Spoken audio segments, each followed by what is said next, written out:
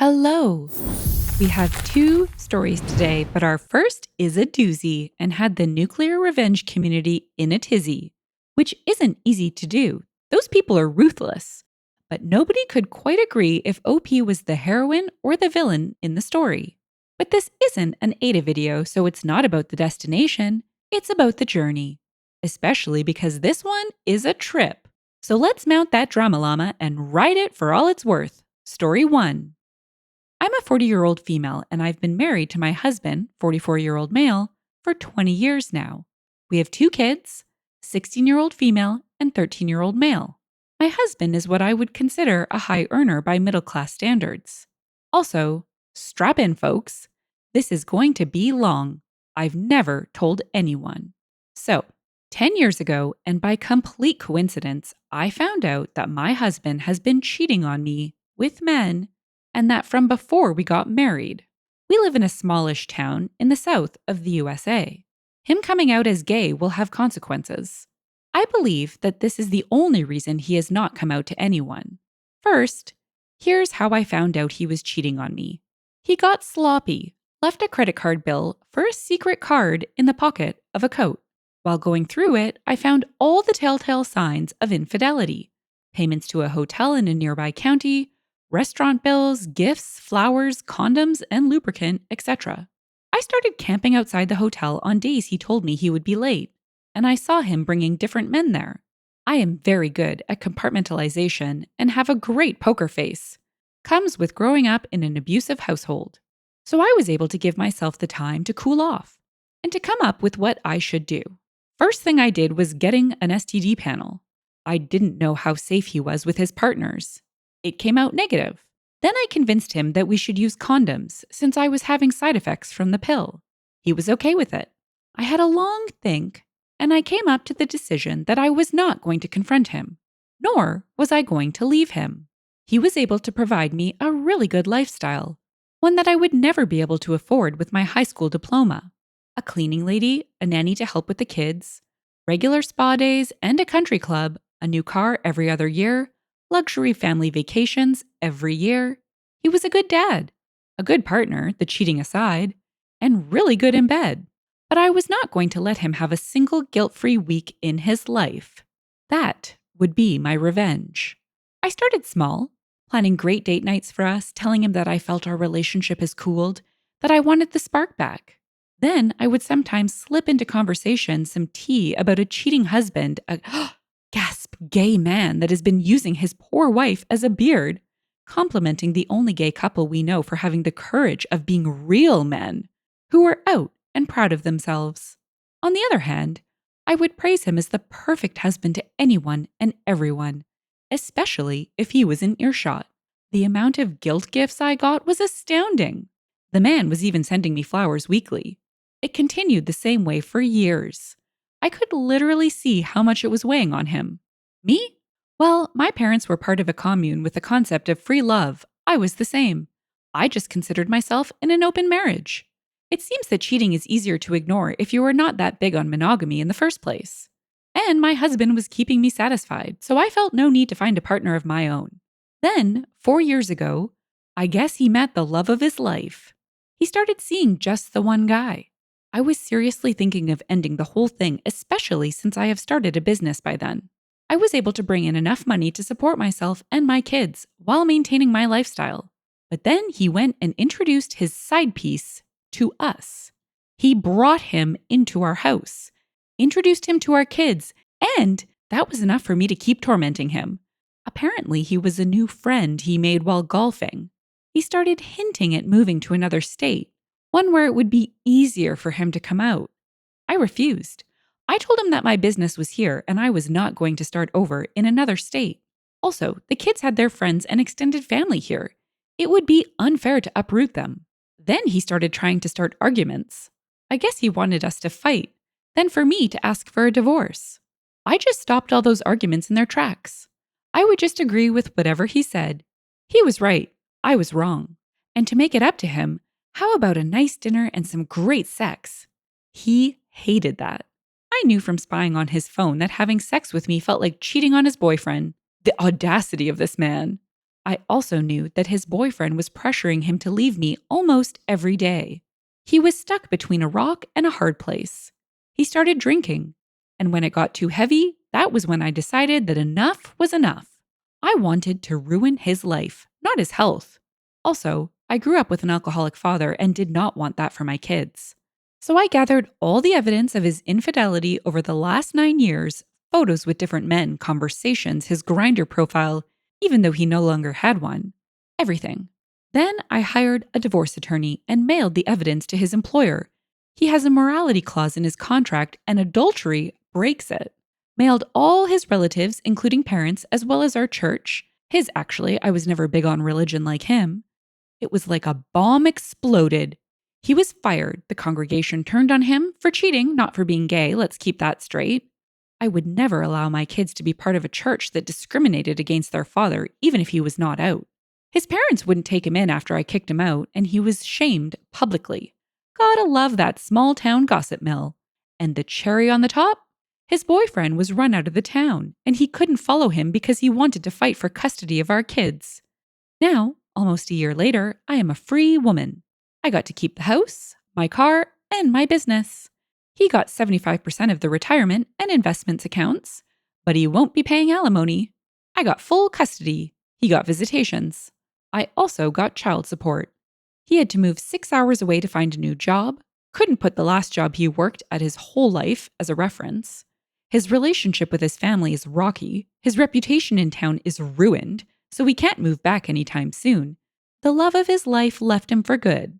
And my kids only tolerate him because I did my best to shield them and to tell them that he is still a good father to them. I also made sure to treat him politely, never talk bad about him, and had a lengthy talk about how their father being gay is okay. It's who he is, and that it was not his fault. That the only wrong thing he did was hiding it from me. So I guess the result of his cheating was years of guilt followed by a ruined life. Edit. Let's make something clear. I am not the good person in this story. We were both bad. I am not here trying to get pats on the back or to be told that I did well. I know that what I did was messed up. I am here because I wanted to tell someone, and I can't do that in real life. In the comments, Ooh Poppy said, if you don't mind more intrusion, what did he say when he found out how long you've known? OP replied, he was shocked. Then it turned into denial. Then he went full, nice guy showing his true face and called me every name under the sun. Apparently being a gold-digging, manipulative birch tree is worse than a cheater of 21 years. His lawyer calmed him down, and after that I left everything to the lawyer, and we met to sign the papers. All he could say was, are you happy now? Beach bum Jeremy said, personally, I've always felt bad for all involved in these situations. Him for feeling he has to hide himself forever. You for all the above reasons. The kids for having to pay the price as well. It sucks for everyone that people feel or really do have to hide who they are.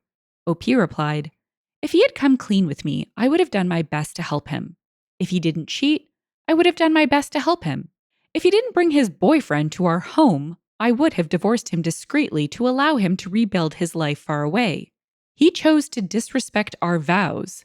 I chose to retaliate. Brilliant Jewel said, I think people posting negative comments about your actions fail to understand the concept of this sub. Renaissance Fartist added, we get something real and juicy and nuclear and people get mad about it? I'm just glad it's not another poorly spelled run-on sentence from a high schooler. Woo-wee, OP went scorched earth. I think there's a common thread among stories where spouses accept or tolerate infidelity, and that generally centers around an idea of respect for the family home. Don't bring your indiscretions to the house, and certainly don't bring them around the kids. I have to question, though, if OP really was accepting in the way she seems to describe, because her efforts to guilt her then husband kinda say otherwise. It sounds more like she detached herself from everything as a trade for the lifestyle, and I say that more as an observation than a judgment. To each their own. It's really not my place to judge. Our second story comes with a lesson that never gets old. Never dump on the small people, especially the gatekeepers, because they are the glue. And as they say in kindergarten, you don't mix poo and glue. It gets messy. Just like our next tale, story 2. This happened a few years back. My dad found out he is super allergic to some kind of shrub in central Texas, Fort Hood. after he was transferred there. As a result, he was restricted to office work and prohibited by Army doctors from outdoor duties. His West Point grad commanding officer was a hyper warrior kind of dude who detested soldiers who didn't want to train 24/7. Unfortunately, he thought my dad was milking his allergies in order to avoid being a real soldier. My dad was also married, and my mom was pregnant with my older sister, a situation that infuriated the captain because #reasons. The commanding officer never, ever passed an opportunity to humiliate my dad by questioning his manhood, doubting his commitment to protecting the Constitution, disparaging his duties, etc. The commanding officer would call him out in front of the company or debase him in front of higher HQ staff. He'd call the house at 6 a.m. on Sunday and order Dad in for nonsense reasons. Anything to get a rise off. In short, he made his life a living nightmare. For what it's worth, the first sergeant loved my dad's work performance and said so privately. When my dad got orders to leave active duty, which enraged the commanding officer. He found out that the commanding officer received orders for an assignment that was a notch needed to guarantee promotions as well as other plum jobs. Dad decided to mess with his official records before leaving. As company clerk, he had full access to unit personnel files, orders, etc. This also meant he also had keys to the building as well. This was during the pre-digital, pre-computer era. The night before my dad was to get out, he took all of the captain's personnel folders and mailed them separately and anonymously to various posts around the globe. He knew full well it would take weeks to deliver them to geographically unrelated unit mailrooms around the world that may or may not open the packages in order to return them.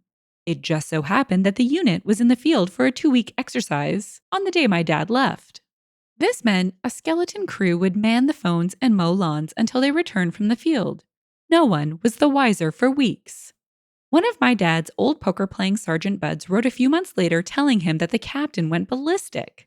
They said the missing files seriously damaged the numpty of a captain's career prospects, since some of the files were lost in the system. Therefore, the coveted assignment orders were canceled and the entire personnel record had to be reconstructed manually by the Department of the Army. My dad said it was a teaching moment for the cruel butthead that you should never mess with your unit clerk, because even chairborne rangers know how to seriously wound enemies, foreign and domestic. In the comments, Adoop Kendo said, upvoted just for the phrase chairborne rangers. National Lab added, you do not F with company clerks. Your doctor, your cook, or your mechanic, all of them can make your life miserable if you F them over. Guess he learned that the hard way. Good on your dad.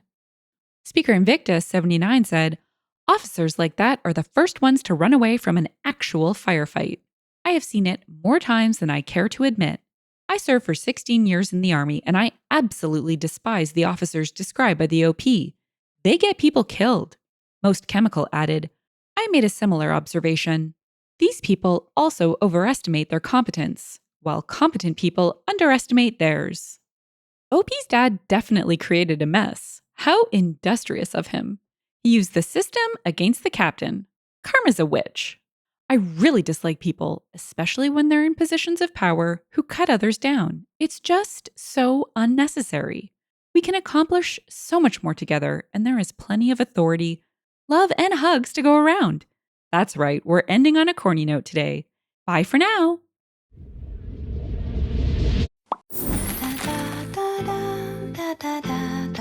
If you've enjoyed the story and would like to hear more, consider liking, subscribing, and leaving a comment. Thanks, and bye for now.